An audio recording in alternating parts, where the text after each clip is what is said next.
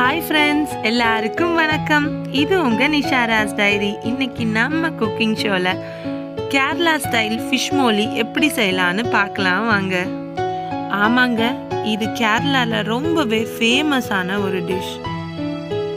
இது செய்கிறதுக்கு நான் 1/2 kg ஷெரி ஃபிஷ் எடுத்திருக்கேன். இதில் 1/2 டேபிள் ஸ்பூன் அளவுக்கு சால்ட்டை சேர்த்துக்கலாம். 1/2 லெமனை நான் நல்லா பிழிஞ்சு விட்டுக்கிட்டேன். 1/2 டேபிள் ஸ்பூன் பெப்பர் ஆட் பண்ணிக்கிட்டேன். இது எல்லாத்தையுமே நம்ம நல்லா மிக்ஸ் பண்ணி எடுத்துக்கலாம். ஷெரிக்கு பதிலாக வேறு ஏதாவது நல்ல ஃப்ளஷ் இருக்க ஃபிஷ்லேயும் நம்ம இதை பண்ண முடியும். இதை நம்ம 30 மினிட்ஸ் நல்லா ஊற வச்சிடலாம். இப்போ 30 மினிட்ஸ்க்கு அப்புறமா பேன் ஹீட் பண்ணிவிட்டு நான் 3 டேபிள் ஸ்பூன் ஆயில் சேர்த்துக்கிட்டேன். இப்போது ஆயில் நல்லா ஹீட் ஆனதுக்கப்புறமா நம்ம ஃபிஷ்ஷை இது கூட ஆட் பண்ணிக்கலாம். ஜஸ்ட்டு நம்ம ஆட் பண்ண மசாலா எல்லாமே சீல் ஆகிற அளவுக்கு நம்ம ஃப்ரை பண்ணி எடுத்துக்கிட்டா போதும். ஃபிஷ்ஷை நம்ம ஃப்ரை பண்ணிவிட்டு நம்மளோட கிரேவியில் போட போகிறதுனால அந்த ஃபிஷ் மோலியில் அவ்வளோ ஜூஸியாக இருக்கும் இந்த ஃபிஷ்ஷு. ட்ரை பண்ணுங்கள், கண்டிப்பாக உங்களுக்கு எல்லாருக்குமே பிடிக்கும். இப்போ இதெல்லாம் நல்லா கலர் சேஞ்ச் ஆகிடுச்சு. இது செய்கிறதுக்கு நமக்கு ரொம்ப நிறைய இன்க்ரீடியன்ட்ஸ் தேவையே இல்லைங்க. நம்ம வீட்டில் இருக்க மசாலா ஐட்டம்ஸ் வச்சே நம்ம இதை பண்ண முடியும். இப்போ நான் இது எல்லாத்தையும் ஒரு பிளேட்டில் சேஞ்ச் பண்ணிக்கிறேன். இப்போ நம்ம கிரேவிக்கு இதே ஆயிலை கூட யூஸ் பண்ணிக்கலாம். ஆயில் வேஸ்ட் பண்ண வேண்டாம். இப்போ நம்ம இதை எடுத்து வச்சுட்டு ஒரு பேனில் ஆயிலை ஹீட் பண்ண போகிறோம். ஆயில் ஹீட் ஆனதுக்கு அப்புறமா நம்ம 1 டேபிள் ஸ்பூன் கடுகு ஆட் பண்ணலாம்.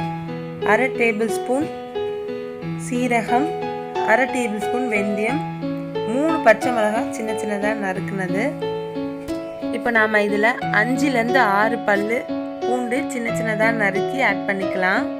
நான் ஒரு பெரிய வெங்காயம் இதில் வெட்டி சேர்த்துக்கிறேன். வெங்காயத்தை நல்லா வதங்க விடலாம். நம்ம மீடியம் ஃப்ளேம்லேயே வச்சு நம்ம இதை குக் பண்ண போகிறோம். இப்போ நம்மளோட வெங்காயம் நல்லாவே வதங்கிடுச்சு. இந்த ஸ்டேஜில் நம்ம ஒரு பெரிய தக்காளியை சின்ன சின்னதாக நறுக்கி இதில் ஆட் பண்ணிக்க போகிறோம்.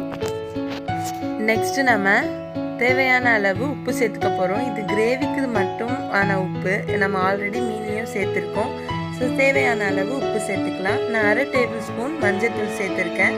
இப்போ இது எல்லாமே மிக்ஸ் பண்ணிவிட்டு நல்லா தக்காளியை வேக விடுங்க. நம்மளோட தக்காளி நல்லாவே வெந்துருச்சு. இப்போ எண்ணெல்லாம் பாருங்கள் நல்லாவே பிரிஞ்சு வந்துருச்சு.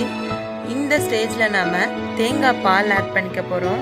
நான் 1/2 முடி தேங்காவை நல்லா திக்காக அரைச்சி எடுத்து வச்சுருக்கேன். இது கூட நான் ஆட் பண்ணிக்கிட்டேன். தேங்காய் பாலை நம்ம லைட்டாக கொதிக்க விட்டால் போதும். இதில் நாம் 1 டேபிள் ஸ்பூன் அளவுக்கு கரம் மசாலா சேர்த்துக்கலாம். கேரளா கரம் மசாலா சேர்த்தா இன்னுமே சுவையாக இருக்கும். கொஞ்சம் தேவைன்னா 1/2 டேபிள் ஸ்பூன் அளவுக்கு நம்ம பெப்பர் தூள் சேர்த்துக்கலாம்.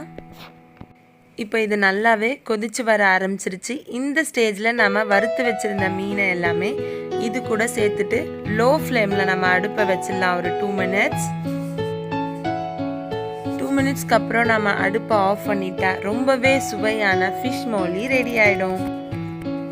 மீன் அதிக நேரம் வேகணும்னு அவசியம் இல்லைங்க. ஆல்ரெடி நம்ம இதை வறுத்து எடுத்துட்டோம். பாருங்க, ரொம்பவே சுவையான ஃபிஷ் மோலி ரெடி ஆயிடுச்சு. இதை ட்ரை பண்ணிட்டு எப்படி இருந்ததுன்னு எனக்கு கமெண்ட் பாக்ஸில் கமெண்ட் பண்ணுங்க.